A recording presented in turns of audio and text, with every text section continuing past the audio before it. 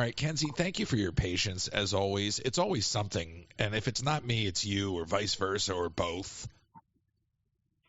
I know. It always takes like another 10 minutes or so, but it's fine. Everything's fine. It wasn't the thing I thought I was going to be troubleshooting with you today. And Okay. What did you think would happen? I had a different interface I was going to use with you in the pursuit of further integrating my setup. And something told me just to not tackle that today and to just start with this. And literally, like, yeah, it's always something. And it's not my fault. So I know you think I'm an idiot and I don't know what I'm doing. I assure you I don't know what I'm doing. Well, I can't see your end, but it always seems like it's something on your end. Well, I'm just giving you a hard time, though. I know. Well, no, yeah. I mean, you're not wrong, but I'm doing a lot. So how are you? Well, you're moving around a lot of stuff. You got new equipment. You know, don't make excuses for me. You know, it happens. Listen, I want to get guests. I really do. There's so much going on in the world, whether we're talking to them here or that we're just getting people to call in, and I want to integrate video. I really do want to start talking to people. Yeah, I think that'd be great. You just have to give me a heads up on the video because, like, right now I'm in my pajamas still, and it's noon on a Sunday. well, the nice thing about treating any of this like an actual production is that you would have a heads up. I mean, there's no desire to be spontaneous about that. I just think that with everything going on in the world, it would be nice to start making that move. That was the foundation of doing all of these episodes, was just to get the foundation going. I am trying to get to the point that we can do, whether it's here or whether it's during the week, live video with guests on the stream, on the podcast, all of it, you know. Yeah. Well, I do like some of the spontaneous elements of this, though, too, because we don't always plan. Like, this isn't super produced. And I think it just has, like, kind of, you know, we've figured it out as we've gone. Like, I texted you 10 minutes before this and I was like, what are we talking about today? so sometimes, like, the spontaneous part of it, I feel like just works. But in this case, for video and guests and everything like that, we would definitely have to plan that out. Well, and we're definitely, you know, those type of people that can plan that out. And I think if we can do what we're doing, you know, spontaneously. And look, there's different formats here. There's the call-in show, and there's this. What I would hope is, whether we're having guests here or during the week, it's really based on their availability, that it's going to spark that conversation. Sure. And I think that's really what we've built. So now, in terms of not planning, I mean, this week wrote itself. I was supposed to be in LA for Live Fest. Yeah. Obviously, LA's burning, and it's horrific. But, you know, they didn't It's so sad. It's tragic. They didn't cancel the event until, like, the 0 hour, when people, like, at midnight or 9 o'clock the night before, people would have started traveling. Mm-hmm. They didn't cancel this thing. Jeez. So they just waited until, like, how many fires broke out? Like 5? Yeah, whatever it was. And I'm like, I can't go. This doesn't make sense, even if they're holding it. And, of course, it only got worse. So ultimately, you know, there was no way they were going to have the event. But in that moment, because it was Live Fest was supposed to be Friday, which ironically was the day of the Supreme Court hearing to uphold the ban on TikTok. Right. Thursday would have been the travel day. So Wednesday is when everything started to burn, like, really, really bad. And it was Wednesday night, and I'm texting my rep, and she's like, well, I haven't heard anything. And finally we get an email, and the email's like, well, you know, we're keeping our ear to the ground. Like, it was the same tone as their TikTok ban email. It was like, well, you know, we're doing everything we can.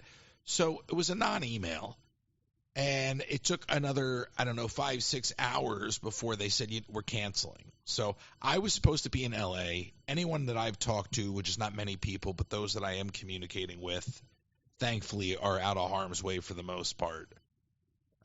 But it is just horrific. It is, and it's surreal, you know? Yeah. Yeah, I have they're not like friends of mine, but they're friends of friends, you know? But they were not like affected by it with their homes, but you know, I knew somebody that was there for work and somebody that was nearby. And even though her home wasn't affected and she wasn't in it, she said the air was unbreathable. Like she had to leave, just, you know, not because of an evacuation, but because of the quality of the air, which Right. is just crazy. Like I can't believe how many acres have burned, and it's just so sad. And you know, you see a lot of celebrities that are losing their home. These are millions and millions of dollar homes. It's crazy. Not all of it, but you know, I have to tell you, I lived in LA for 2 decades, and the Palisades are just stunning. And I used to, one of my favorite things I used to do when I first moved out to LA, when I didn't know anybody,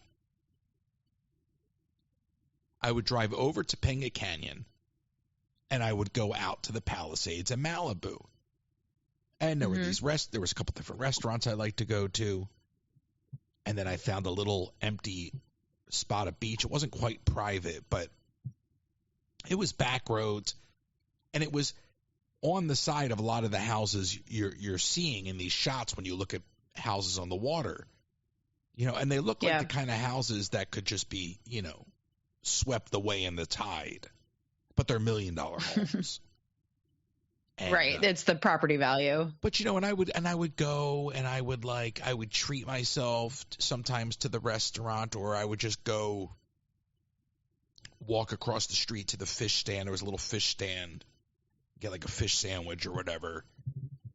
And I loved it, you know, and I loved just being on the edge of the state, on the edge of the coast, and looking out over the water. And when I first moved to LA, I did that a lot, like a lot, through the canyon and right out there. And there was on the corner there, when you come through the canyon and you go out, I think on the left-hand side there was a diner. On the right-hand side, or pretty close to there was a diner. And then on the right-hand side, there was a place that sold furniture and tchotchkes and all sorts of, not really tchotchkes, but like outdoor lawn type things. But it was a huge, sprawling outdoor furniture place. And it was right on the corner, you know.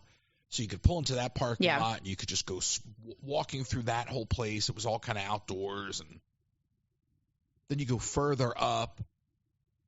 And I used to love to go to Duke's for the breakfast buffet. I don't know. I don't even know where the fire ended. Like, I know it's still going on. Like, I have no concept of what stands and what doesn't relative to what I can relate, you know, to just because there's places I've worked, places I've been to, obviously people I know, people I care about.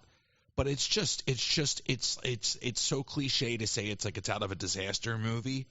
But it is, and I have no frame of reference at this particular moment as to what's really gone.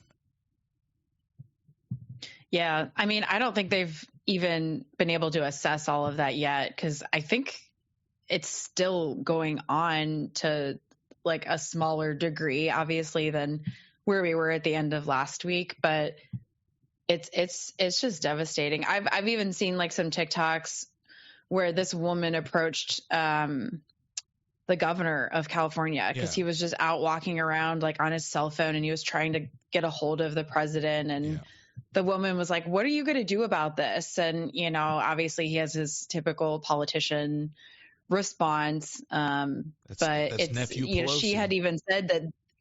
What's that? Nephew Pelosi. Oh yeah. Well,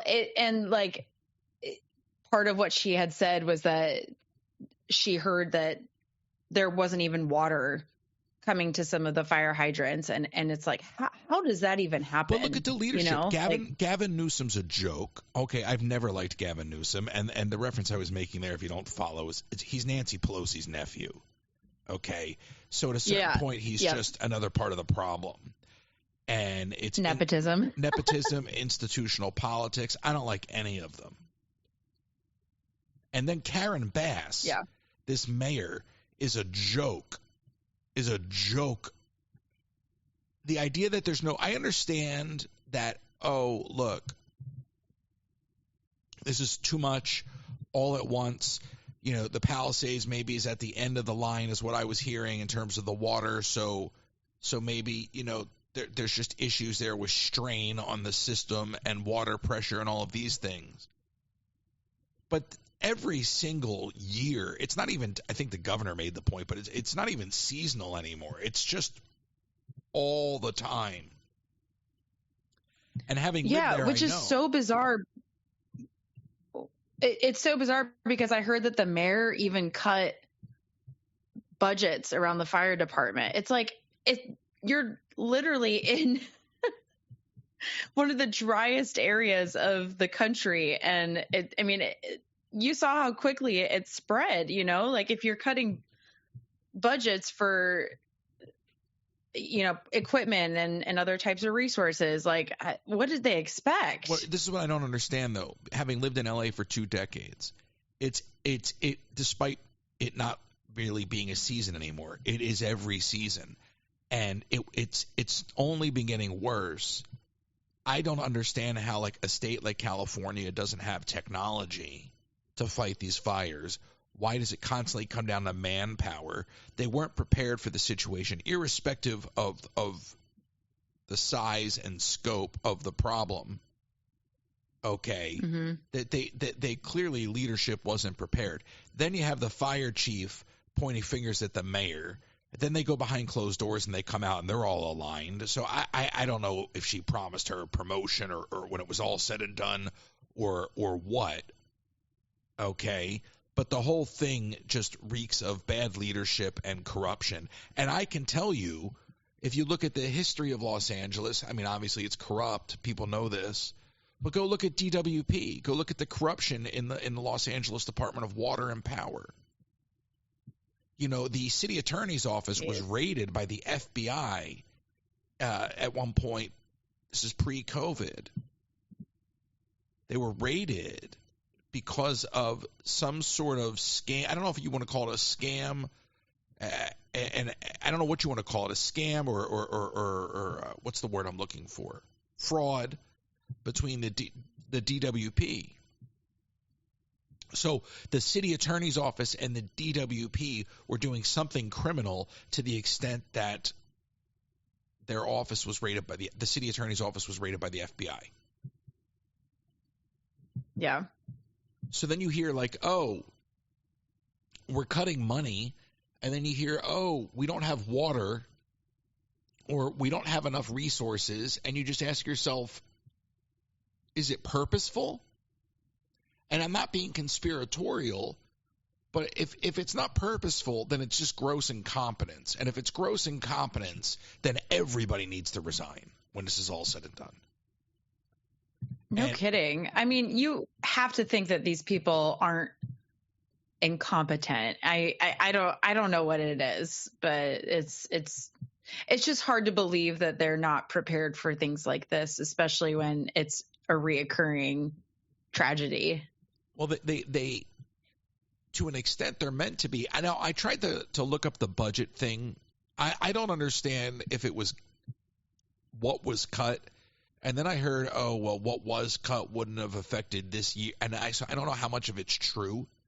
But the bottom line is the idea that water wasn't getting to where it needed to be, that there's a reservoir that was empty, that there was no preparation for this when the thought of it was not – it wasn't an unknown. I'm not saying it was predicted, but it was definitely a concern. This isn't a new idea. And it's just bad leadership. And in many ways it is gross incompetence. Either that or it's just sinister. And I choose to believe it's incompetence. Yeah. And the sad thing is that they're probably going to write this off as some tragic accident, you know, or try to like blame it on someone. I heard that they might have like a suspect in custody, like who knows, but I feel like there's just no accountability that will be taken here. So then what happens? I mean, how do people rebuild? Jeez, I don't even know. The thing that I'm interested in getting your input on is I've seen so many celebrities that have posted videos of losing their homes or like knowing friends that have lost their homes. And people in the comments are reckless. Like, obviously these people have millions of dollars, they're worth so much, but people are like, oh, you'll just be able to build a new one and get over it. Like I feel like I have some level of like sympathy for these people because it's like, okay, yeah, they might be worth millions, but that doesn't mean that they can't be sad about losing their homes and losing, valuable things to them that aren't worth $1. It could be like some type of like family heirloom or some sentimental thing, but it's just crazy like how people are just criticizing others for losing their homes. I think it's the same thing with Luigi. It's this sort of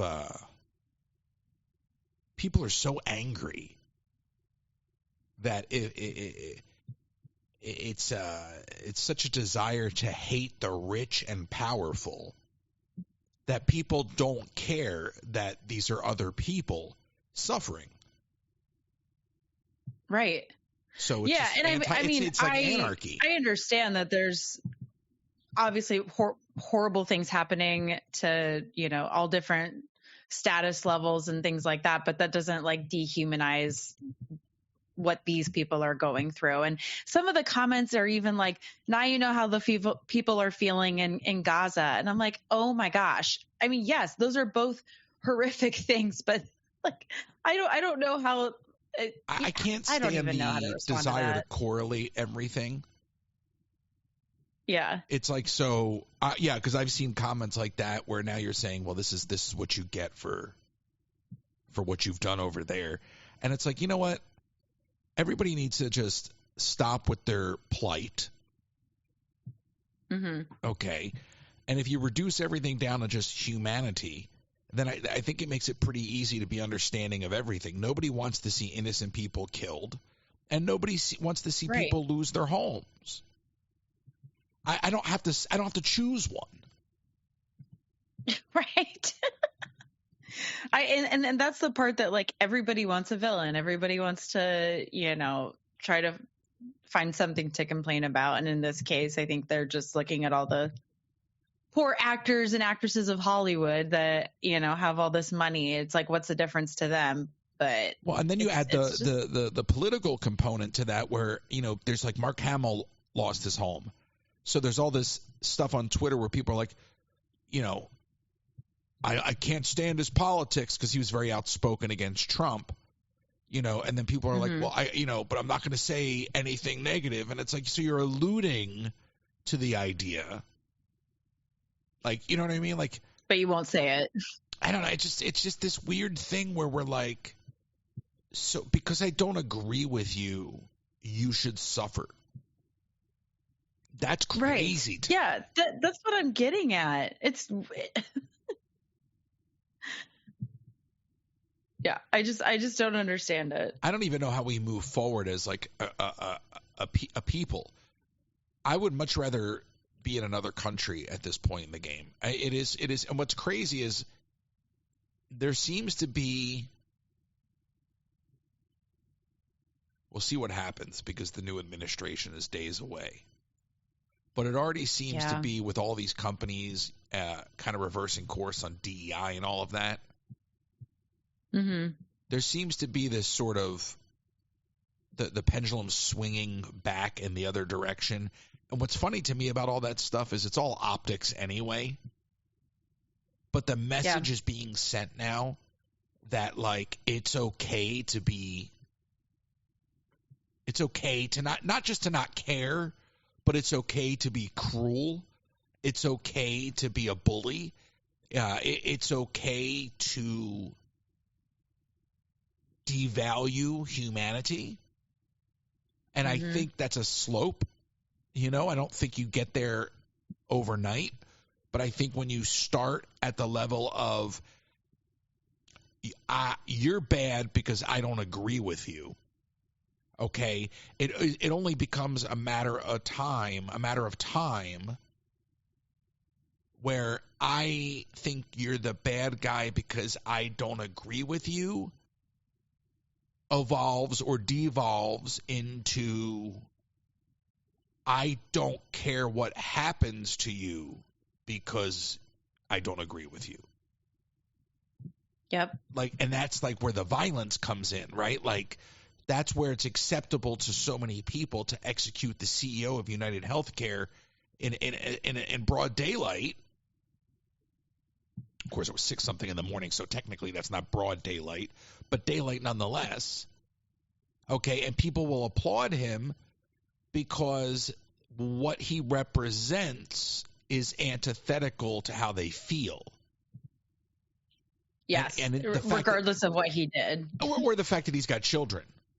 Like that he's like so now you're leaving these kids fatherless, and you don't even question the fact that now how will this experience dictate the future of these children, and how will that experience potentially lead those kids down the wrong road and possibly theoretically make them poor contributors to society because of the negative experience. Negative experience is underselling the murder of their father, but to suggest that, there won't be any impact on these children and that they'll somehow not have a negative impact on culture despite, like, in other words, you're not thinking about the overall outcome. It's very short-sighted to say we'll wipe out the CEO of United Healthcare and that'll solve any problems or send a message.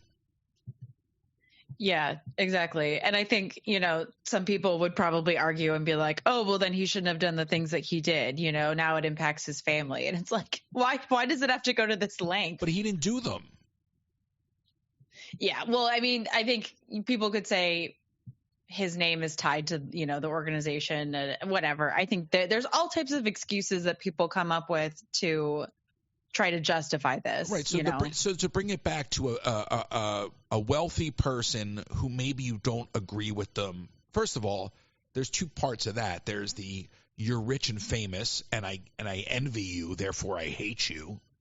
Okay. Even if I go to see your movies or your shows, right? I'm jealous. Okay. But not only that, these people worked for it. We're not just talking about heirs and heiresses. These people worked for it. So what are you hating on? Mm-hmm. Yeah, it's just weird. I just find it very disturbing that the idea of disagreeing with somebody can lead to justifying their death. Yeah, I mean, I feel like this is just where society has come to over the last, few years with politics and everything. It's just a weird time for our divided country. I don't know. But that's not even hyperbole. That's just the truth. Right. Yeah. What are you laughing at? I don't know. I mean, it's just like a bizarre thing that it's hard to try to put all of it into words, but I am just glad we got past January 6th. I'll just say that. Well, and that's weird too, because now January 6th, wow, there's like my childhood lisp coming out, which I in theory got rid of in the third grade, but it haunts me. But that event is now directly attached to that date forever, like January 6th, forever. Yeah. Yeah. I know. But yeah, I guess we'll see. And, we have a lot going on over the next couple of weeks, especially with this supposed ban that's happening, next week? Yeah, whatever. I listened to the whole hearing. You don't seem fazed by it. Well, no, because I'm obviously I've been preparing for bigger things. So right. one platform isn't going to be the end of it. In many ways, I'd like to see it go away. I really would. Yeah. I really would. I listened to the entire hearing. I did not walk away from that thinking that the Supreme Court was upholding it. I wasn't quite sure. So the narrative that they are leaning towards that was not conveyed to me. But maybe I just missed something, which is not impossible. In fact, it's quite possible. Mm-hmm. Yeah, I actually didn't listen to any of it. There's people that have summarized it on TikTok, but the latest I've heard is that the app will just start slowly fizzling out, meaning it will no longer be available in the app stores for phones. Right. But that's we talked about that. That's the tech side of it. I'm talking about the policy. Like the degradation of the app's a given, right? I mean that was reiterated to us when we went to headquarters. I think you and I talked about that before. But the policy conversation is on content moderation versus national security. And that was the seesaw of the discourse. And I thought it was kind of interesting. Yeah. Because they're like, look, we don't really care what's going on TikTok. We care about who has access to the information beyond TikTok, and that's ByteDance. So, right. I mean, the thing I'm confused about too is that, like, have they actually proven that this is like a national security threat to our country? Like, I feel like that's where I've been reading that they haven't truly come down to what the true issue is behind that. Well, that's their whole argument. No, but all right, how quick are you on a Google search right now? I have it pulled up. Okay. There's something that just happened in the last 48 hours, and I don't want to summarize it. It was China hacked something and software related with us, not TikTok related, but China did something. Okay. If you can Google that really quick. And it's happening at the same time. And the idea that China will do whatever they need to do to spy on people and will breach, our security to get whatever information they feel that they need to get, I think is enough to say, oh, if ByteDance is being run by the, the People's Republic of China or whatever it's called, then that's enough. Just the connection's enough. We don't need to wait for them to do something if they're already out there doing all these other things. Let me know if you found it. But if they're over there doing it. Okay. So if they're over there doing stuff, then isn't that enough? Yeah, that's fair, because you want to be preventative and proactive versus reactive to whatever happens. But yeah, the article I found said Chinese hackers breached U.S. government office that assesses foreign investments for national security risks. So, right. So, and that's I believe dated Friday, the same day as the Supreme Court hearing on TikTok. No. Yes. Yep. And Friday afternoon. Does it say when they actually discovered the breach? Because the timing of the article is not lost on me. Right. Like, actually, I don't even see it in here. I'm trying to skim through it. But did they time this up at the right moment? Well, I think we're both saying the same thing. Oh, no, we absolutely are saying the same thing. But I don't know if in other words, the release of the article isn't the day that the breach was discovered. So for that article to come out on the same day, it's reiterating the point. Mm-hmm. Yeah, exactly. I don't think ByteDance will sell TikTok off, even though there's been talks of that, and it's implied that maybe they're playing chicken and that they'll do that at the last minute. I don't think they will. I think they'll just let it go. I think they've been pretty adamant that they're not going to do that, but I haven't seen other thoughts around that. So it'll be interesting to see what happens. C'est la vie. And then, I know. And the thing that I've been seeing lately, though, is that, Trump wants to come in and save TikTok. And, the ban happens a day before his inauguration. But that's what I've seen, is that he wants, he said that TikTok was a huge proponent in his victory as, during the elections. And that came up in the hearing too. And the point was made, why wait? Why do we need to wait if there's bipartisan agreement in Congress that this is an issue? Mm-hmm. Why do we need to wait on an administration if Congress has already enacted what needs to be enacted? Yeah, exactly. Yeah, so if it goes away, it goes away. Now, as far as the degradation of the app, yeah, it's going to happen over time. But, I mean, are people just going to stay on it until the last days? I feel like people are going to get fed up with it at some point. I mean, there's nothing I hate more than like glitches and like lags on the internet. Like it makes me so angry. It's day 12. People are just going to get fed up with it.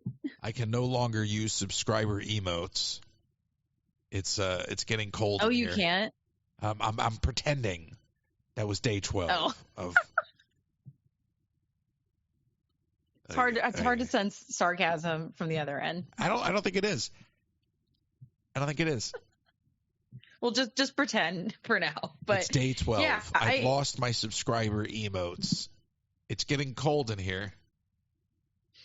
Yeah. Well, and then actually I did get an email today from Apple, because that's like I use Apple Pay for purchases on TikTok, like for the subscription. And it was letting me know that next month my subscription is renewing for your channel, and it has like a 3-month subscription on it.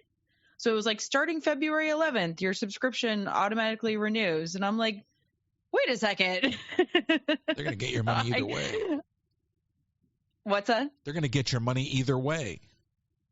Yeah, I was like, wait, hold on a second. I don't know, like, let's take a step back here. Is this still going to be a thing in a month from now? But it was, I mean, obviously it's an automated email based on the timing. I think they're just resuming business as normal, but it just made me laugh that I got it this morning. I so welcome the challenge. Yeah, I mean, I think it's going to be really interesting to see what people do. I think I've seen a lot of people that are trying to divert people to other types of social media platforms, like, you've done as well. So it'll be interesting, because I feel like this is something that you've been trying to do for a while, to, build up the YouTube channel and the Instagram channel. Like, I think this was before there was any type of news around TikTok going away. I think it was just something that you had interest in, but now people are like panicking at the last minute to try to move everything over. It's been percolating for over 3 years. I mean, it's not a new idea. It's almost, the idea of banning TikTok has almost been around as long as TikTok. Yeah, that's true. So, yeah, and I laugh when I get the comments that are like, you haven't done anything to prepare. I'm like, I've done everything to prepare. Right.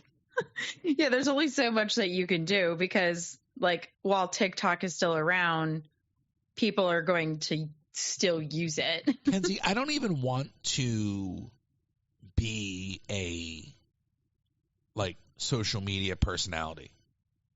Like I really don't. Quit. No, I don't. I'm much more interested in news and current events. I'm much more interested in using all of this technology I built to be able to actually have a reporter on the ground report back to a studio and break a story. Mm-hmm. When you look at I'm going to say these names only for one purpose and one purpose only, so forgive me. When you look at the Candace Owens and the Alex Jones of the world, you go, where is the counterbalance? And I don't even think you need a full-on counterbalance because that would be extreme. But where is the independent discourse up the middle that is civilized, that is honest, that is open, that is rational, that, just not hyper conspiratorial? Because you look at these people and you go, they're crazy. But there's these modicums of truth in what they say. And and it goes back to the conversation about people being so angry over celebrities losing their home, or people, applauding the assassination, the murder of a CEO, a healthcare CEO. People are like in desperate need of like a, for lack of a better phrase, like an awakening. And I think people have spent that's the other reason if TikTok goes away, I don't care, because like our version of TikTok is not even productive. The version that China doesn't have TikTok, the version that they're running is all STEAM and STEM based. Like they're trying to educate their culture. Our culture's in the toilet. Our culture's in the toilet. It really is. No, so yeah. No, I was just going to say, like, I solely use TikTok for the purpose of entertainment. Like, people are just acting like idiots, and it's just like a mindless escape for me sometimes. Right, but there's no – what I look at is there's no place for open information. There's no, like, independent news network that's actually like journalistic. I don't know.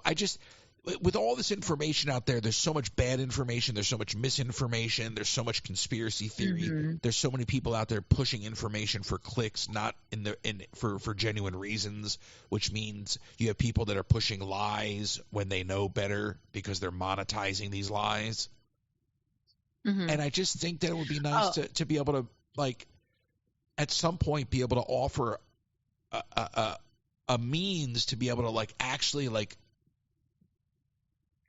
I don't know how to say it, like, be boots on the ground, like get out there and do, like, citizen journalism. I mean, to me that's far more important. That was one of the most compelling things when I remember the early days of live, not on TikTok, but like on Facebook, on Twitter, on Periscope.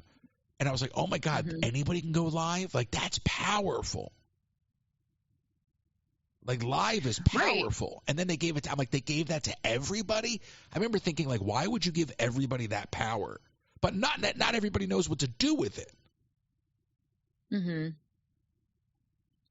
Yeah. I mean, I think at one point, and I don't know if it still is the same anymore, but like on TikTok, you even had to have 1,000 followers before you could go live, right? Like, it was 10,000 when I started. Now, right? I don't know what it's at now. It might be 500.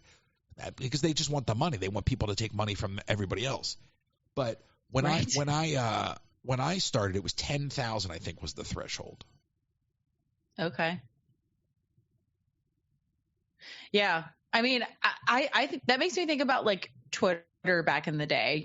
I felt like I don't want to say it was like, super credible, but I feel like people used it as a platform to release breaking news in real time. And now I feel like it's just like a dumpster fire because, to your point, anybody can go on there and just go live or just say whatever they want. And I feel like it's, I mean, I don't use it nearly as much as I used to, but it's just interesting to see how that's taken a turn over the last few years. I had Twitter on my phone for years before I ever used it. I mean, this is the early days, because there was a time where Twitter existed and it was like there were years where it was just like nobody knew what to do with it. You were like, oh, it's like text messaging but online.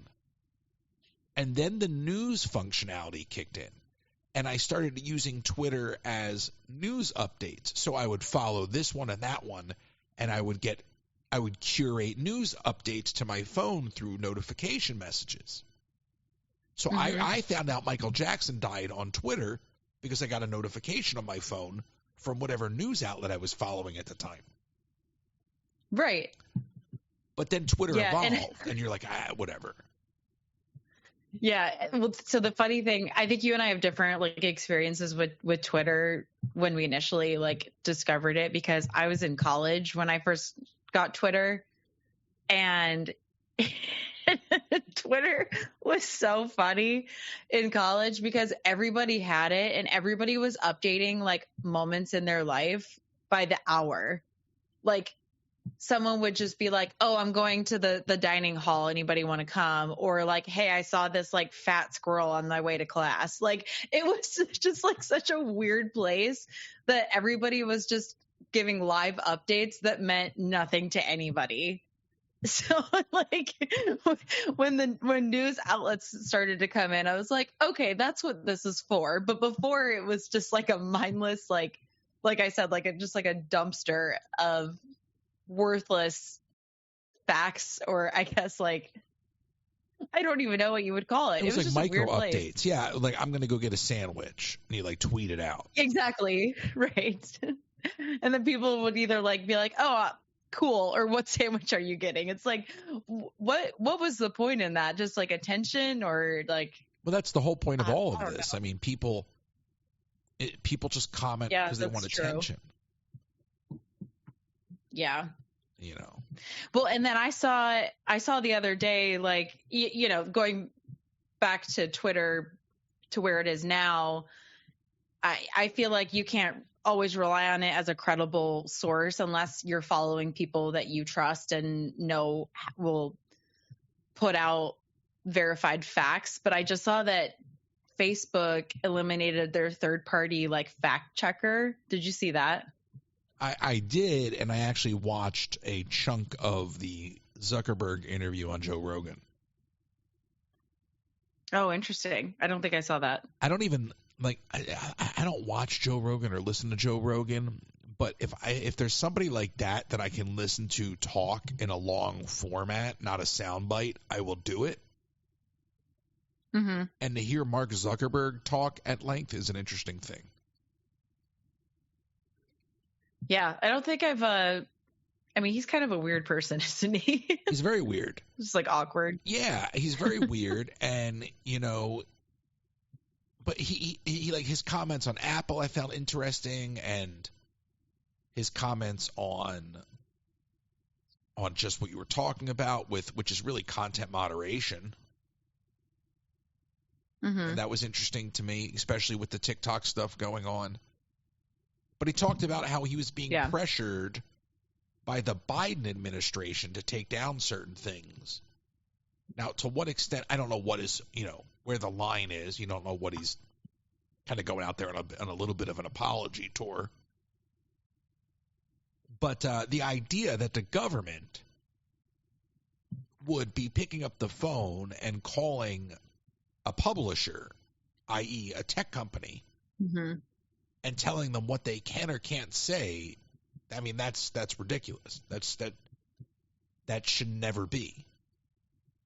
The government should not be telling a publisher what they can and can't say.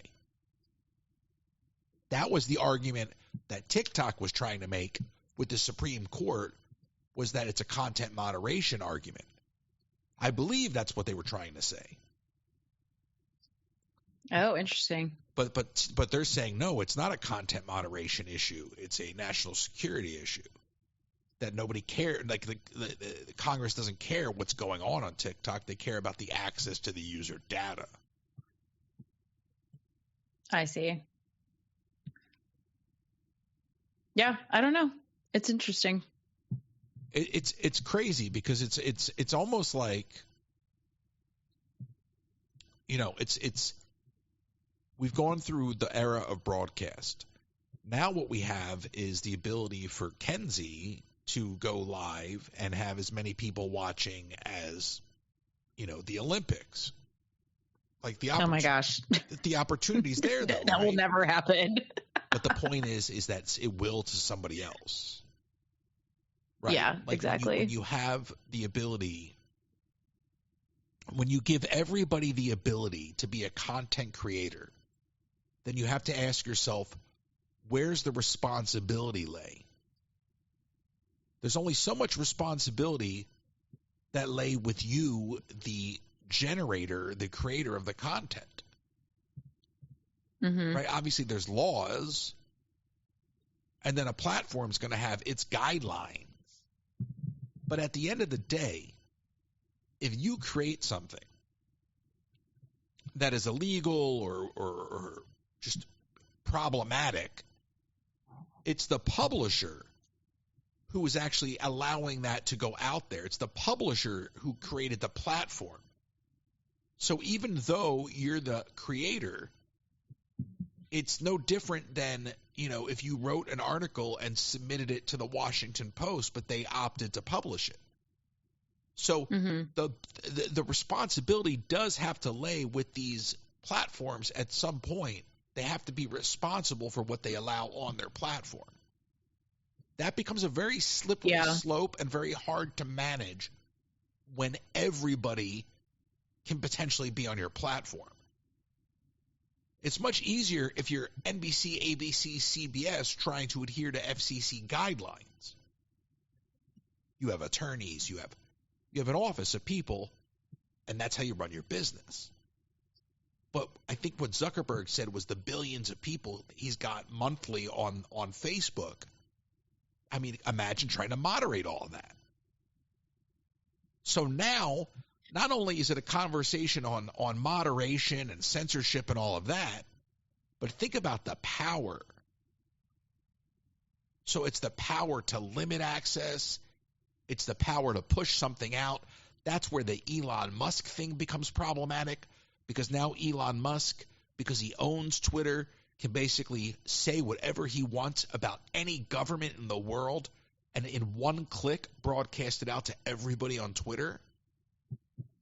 That's way too much power for one man. Yeah. Yeah. Well, and I can see how, like, you have like smaller channels that want to grow their business, or, I mean, I don't want to say like that content creators are, I mean, essentially it is kind of like running a business, I guess. I don't think some people see it that way. If it's not running a business, then I haven't worked in years.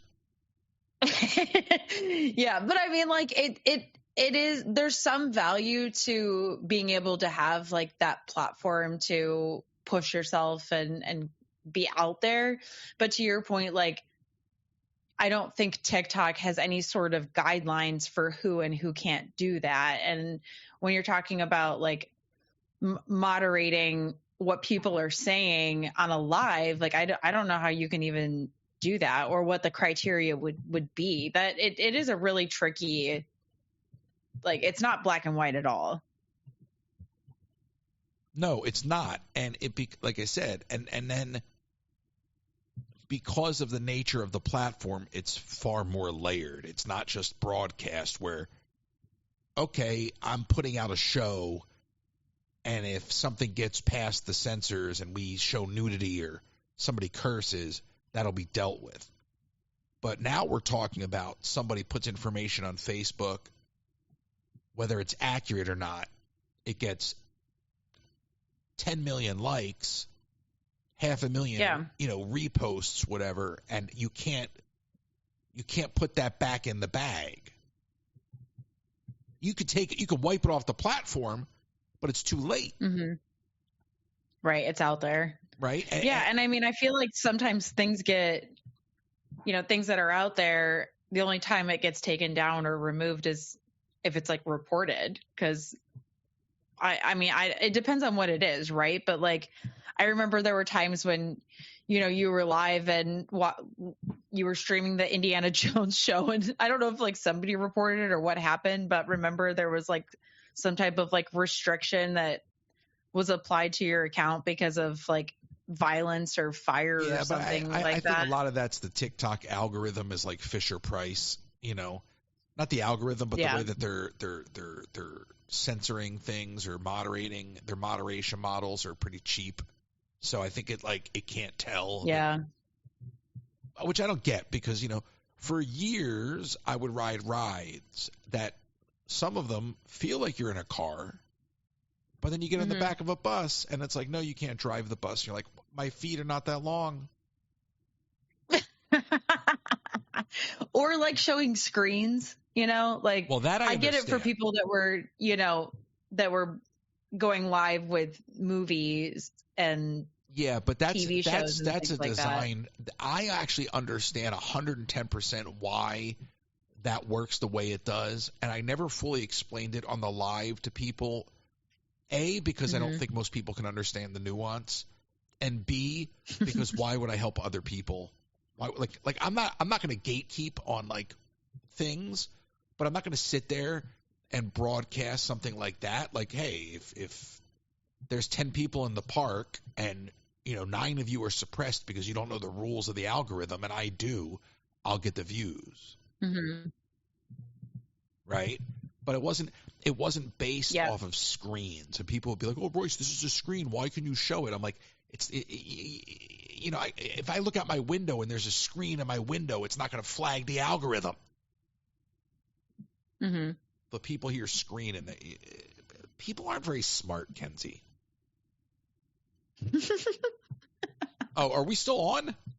Oh, you know what? It's a great time for an ad break. Are you ready to spice up your kitchen? Not just this holiday season, because been there, done that, but now it's the new year. And one of the things I love is how we go from, it's only acceptable in consumerism to go from a holiday sale to a New Year's sale.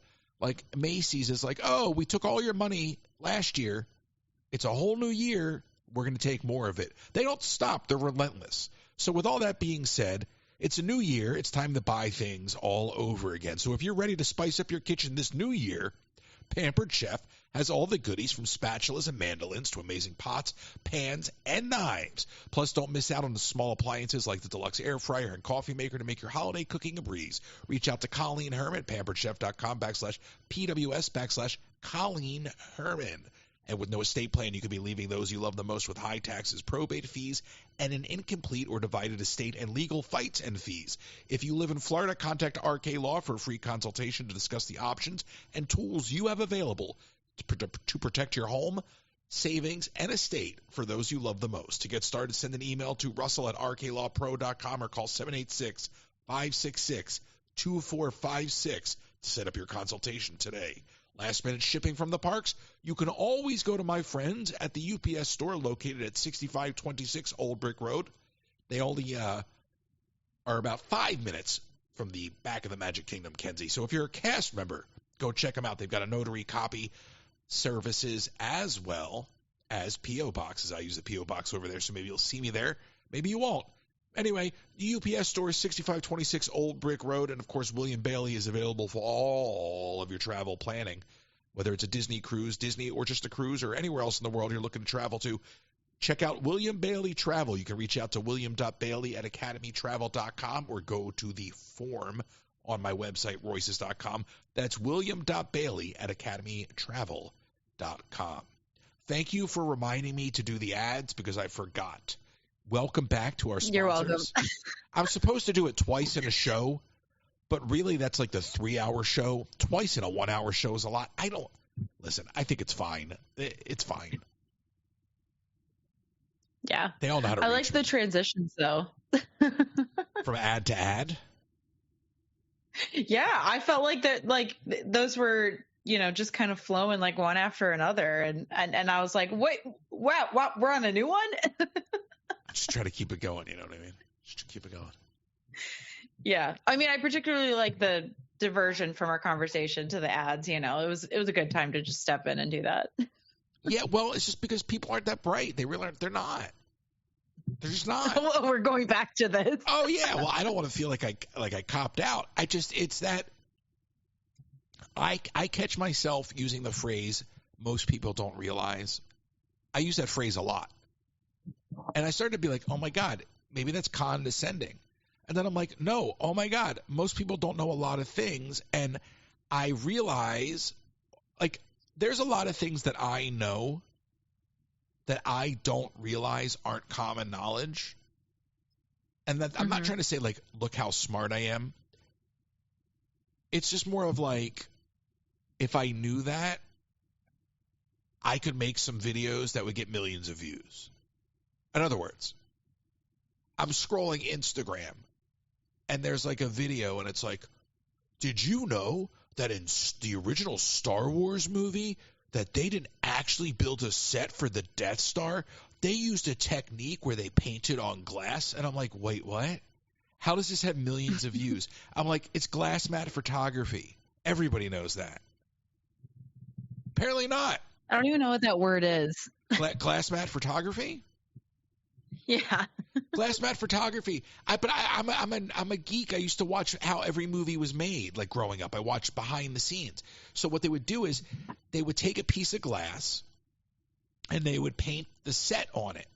And they'd stick it in front of the lens, and there would be a piece of the glass that was left unpainted. So much like a double exposure, now you're framing this glass up against the lens, and you can only see through the unpainted part.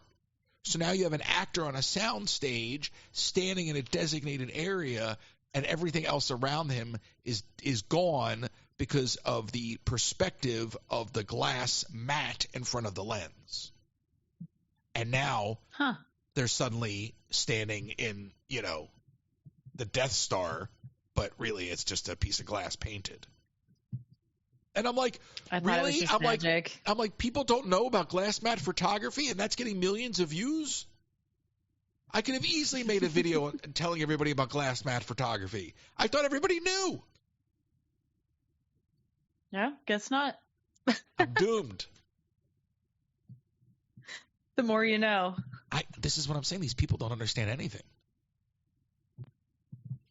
Yeah, it is funny to see like what catches people's eye that you just would never ever expect. But this is why these politicians get away with murder, because they keep everyone divided because people don't know enough, right?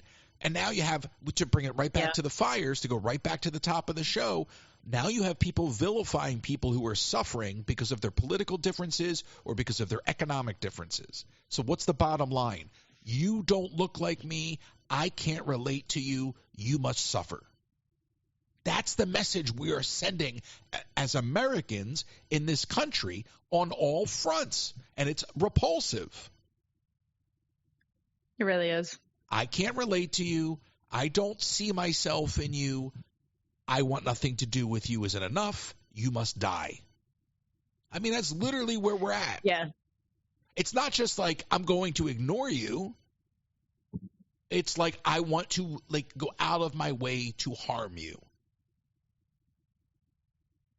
Like, what just happened to... Right, and everybody's using the excuse to, like, oh, there's worse things happening in the world. And it's like, you can relate that to anything. But that goes doesn't make it less tragic. But that's what, so that comment that somebody made about Gaza as relating to California, how about this? I don't want to see people suffering in any situation. But don't try to relate one to the other. I mean, that's a certain sort of crazy, and and a certain level of narcissism to constantly bring everything back to your plight. You can have a plight, and somebody else can have a plight, and they can coexist. But when we're competing over Not who's for got most it people. worse, but like competing over who's got it worse, that's crazy. Yeah. I was going to make a joke, and I can't do it. I'd get in so much trouble.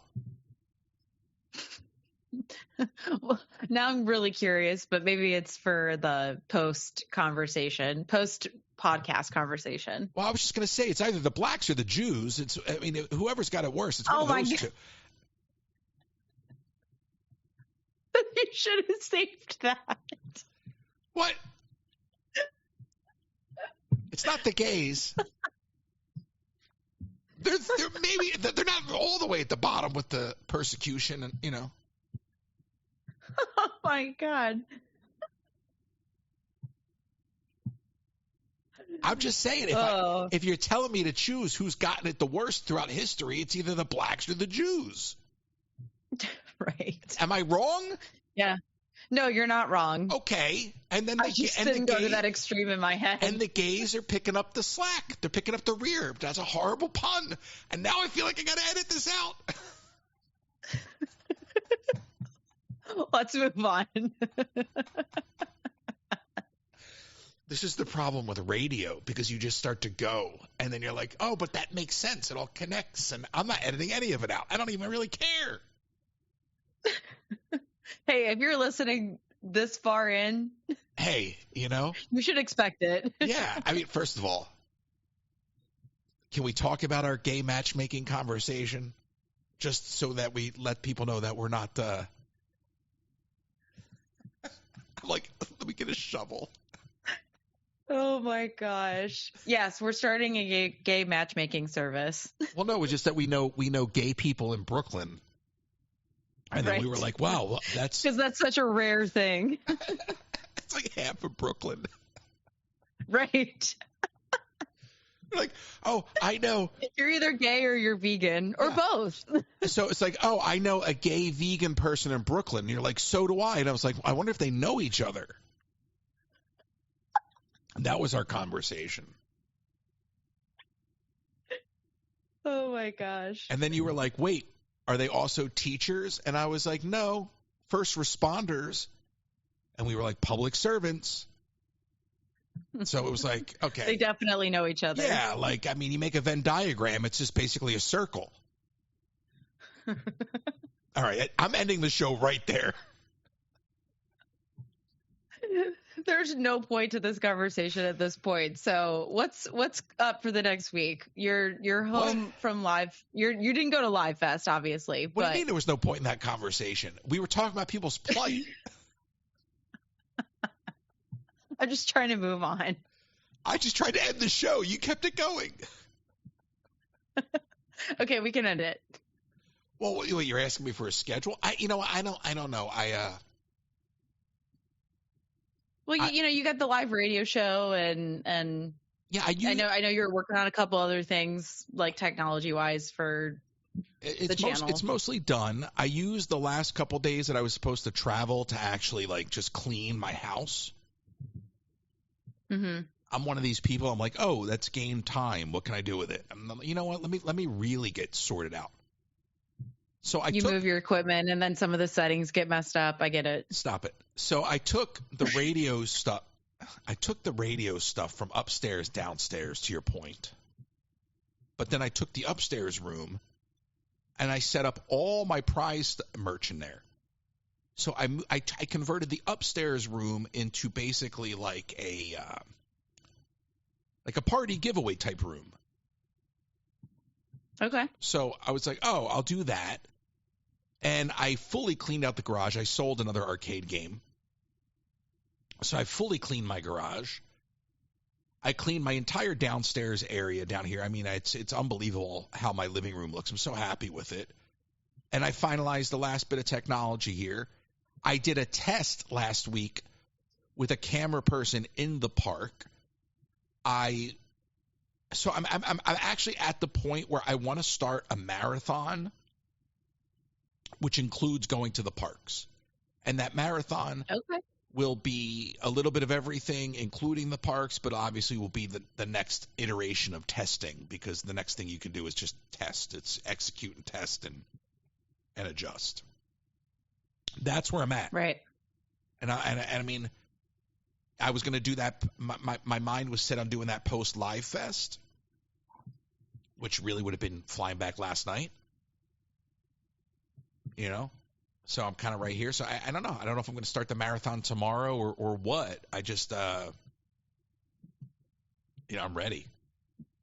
I want to do like a proper marathon.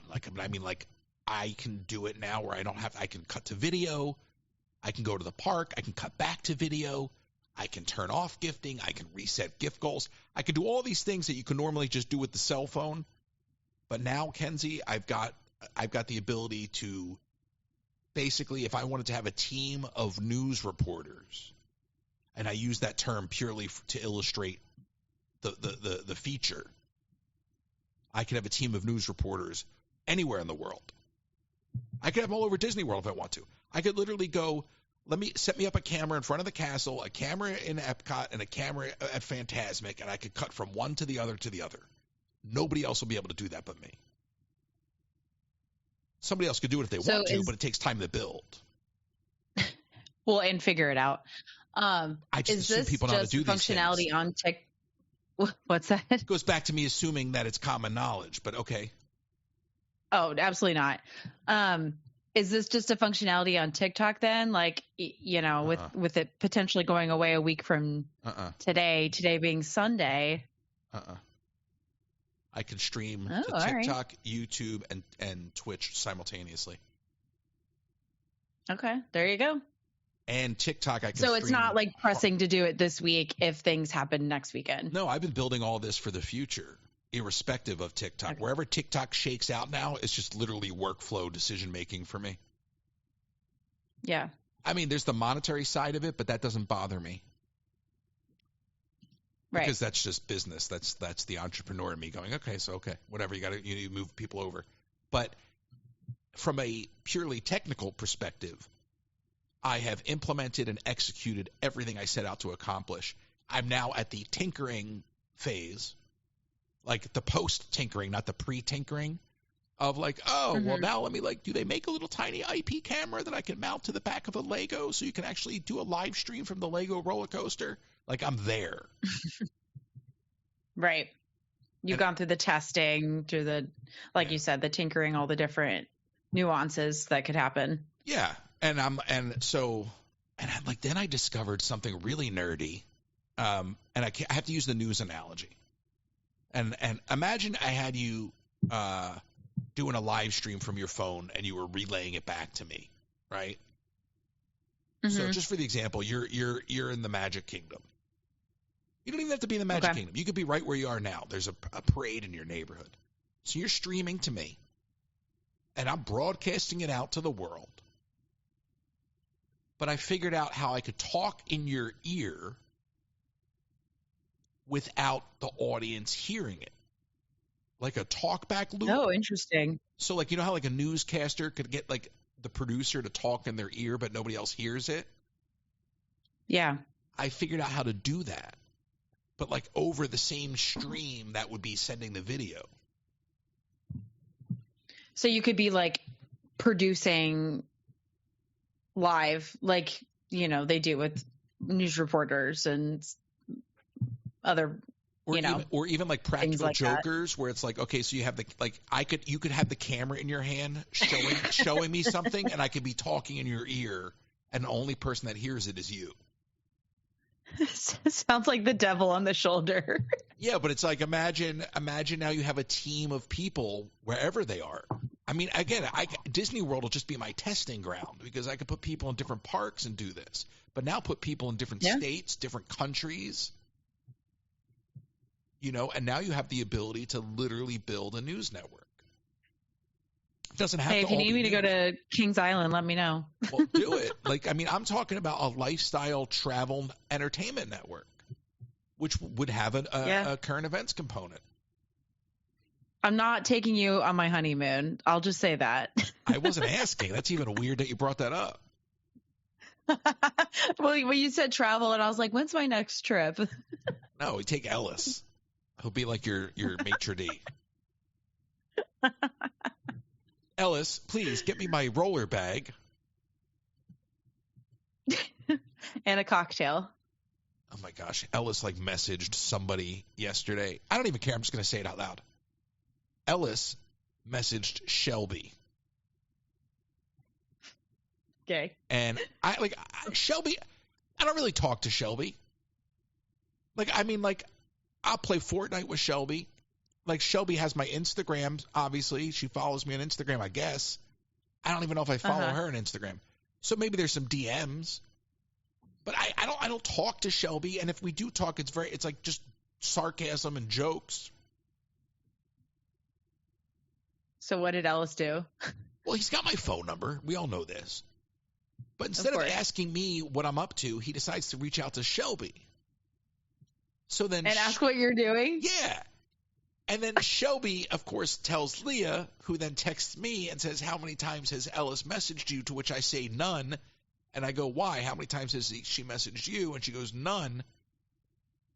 But he's been messaging Shelby. So I pick up the phone He's immediately. like, oh, you called him? Right away. I go, what's the matter with you? Why?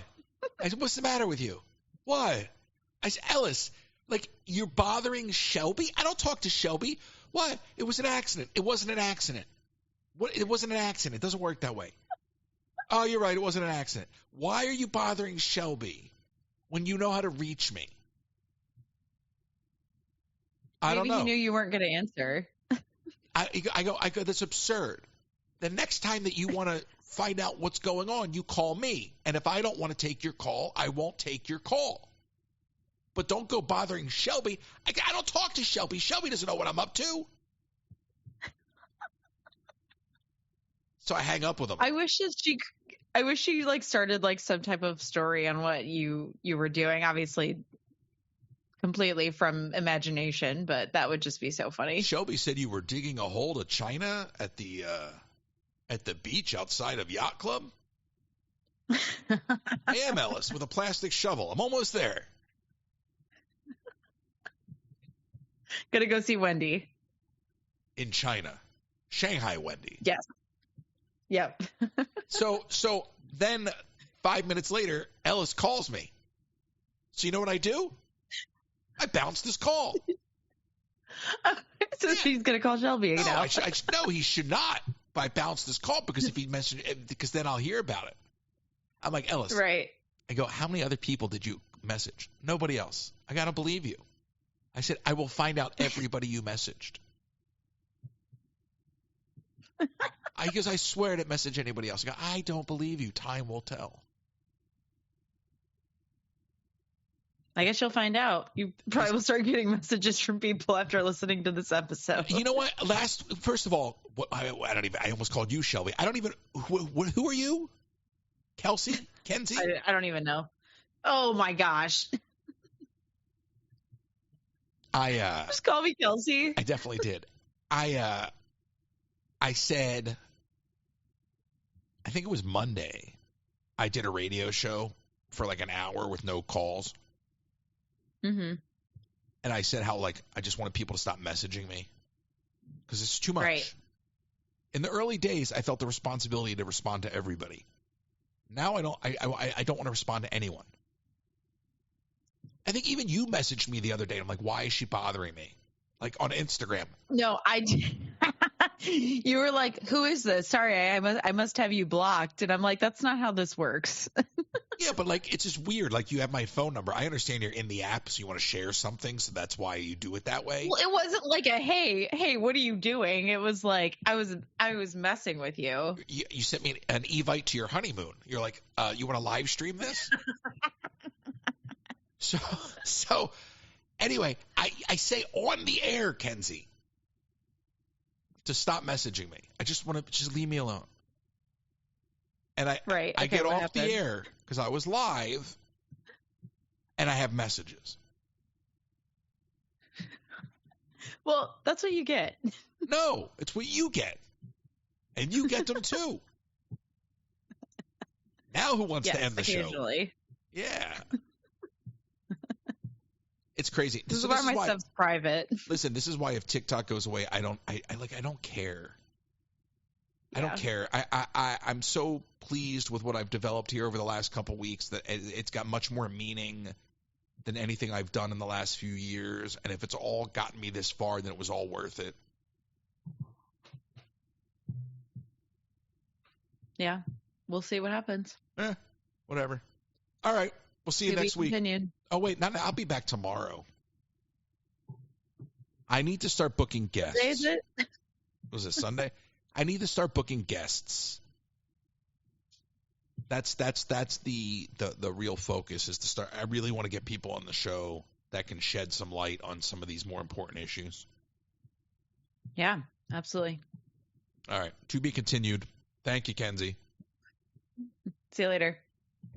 It's a new year. It's time to buy things all over again. So if you're ready to spice up your kitchen this new year, Pampered Chef has all the goodies from spatulas and mandolins to amazing pots, pans, and knives. Plus, don't miss out on the small appliances like the deluxe air fryer and coffee maker to make your holiday cooking a breeze. Reach out to Colleen Herman at pamperedchef.com/PWS/Colleen Herman.